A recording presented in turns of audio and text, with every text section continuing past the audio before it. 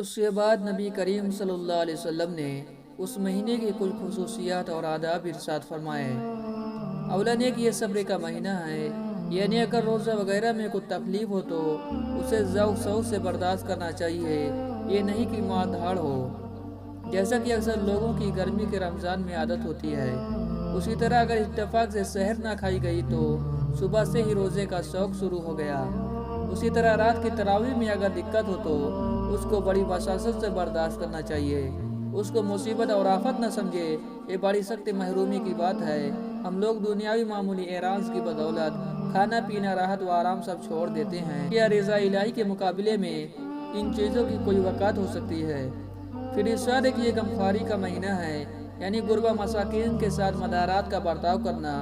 اگر 10 چیزیں اپنی افطار کے لیے تیار کی ہے تو 2-4 چیزیں غربا کے لیے بھی کم سے کم ہونی چاہیے، ورنہ اصل تو یہ تھا کہ ان کے لیے اپنے سے افضل ہوتا۔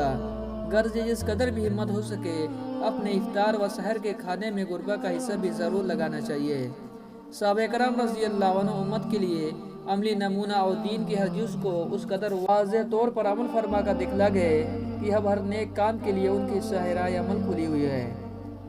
ایک واقعہ مثلا لکھتا ہوں، ابو جہم رضی اللہ عنہ کہتے ہیں کہ یرموک کی لڑائی میں میں اپنے چچا زاد بھائی کو تلاش کرنے چلا اور اس خیال سے پانی کا مسکیزہ بھی لے لیا کہ اگر اس میں کچھ رمق باقی ہوئی تو پانی پلا دوں گا اور ہاتھ منہ دھو دوں گا۔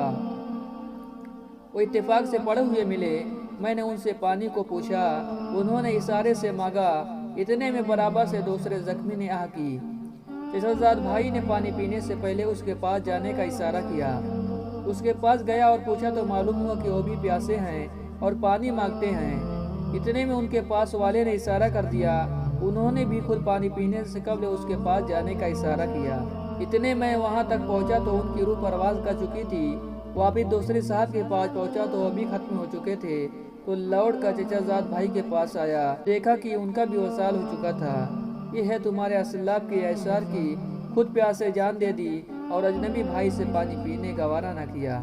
روح البیان میں سویدی رحمۃ اللہ علیہ کی جامع الصغیر اور سخاوی رحمۃ اللہ علیہ کے مقاصد سے حضرت ابن عمر رضی اللہ عنہ نبی کریم صلی اللہ علیہ وسلم کا ارشاد نقل کرتے ہیں کہ میری امت میں ہر وقت 500 بزرگیدہ بندے اور 40 افضال رہتے ہیں۔ جب کوئی شخص ان میں سے مر جاتا ہے فوراً دوسرا اس کی جگہ لے لیتا ہے۔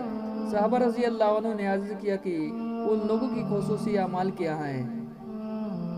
تو آپ صلی اللہ علیہ وسلم نے ارشاد فرمایا کہ ظلم کرنے والوں سے درگزر کرتے ہیں اور برائی کا معاملہ کرنے والوں سے بھی احسان کا برتاؤ کرتے ہیں، اور اللہ کے عطا فرمائے ہوئے رزق میں لوگوں کے ساتھ ہمدردی اور غمخواری کا برتاؤ کرتے ہیں۔ ایک دوسری حدیث سے نقل کیا ہے کہ جو شخص بھوکے کو روٹی کھلائے یا ننگے کو کپڑا پہنائے یا مسافر کو شباسی کی جگہ دے، حق تعالیٰ ثنا و قیامت کے حویلیوں سے اس کو پناہ دیتے ہیں۔